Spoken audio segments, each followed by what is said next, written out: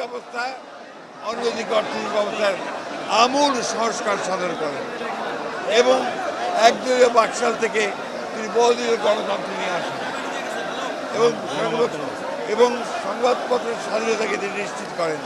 সেখানে মাত্র 4টি সংবাদপত্র ছিল, সেটাকে তিনি মুক্ত করে দেন।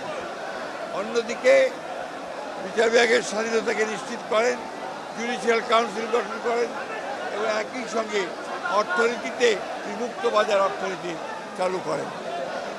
এই হয়েছিল শুরু বাংলাদেশের অগ্রযাত্রা। বাংলাদেশকে একটি সমৃদ্ধ, সুখী, গণতান্ত্রিক রাষ্ট্র হিসেবে নির্মাণ করার জন্য শেখ জিয়াউর রহমান যে ভিত্তি স্থাপন করেছিলেন, সেই ভিত্তি পরবর্তীকালে বাংলাদেশকে সামনের দিকে এগিয়ে যায়।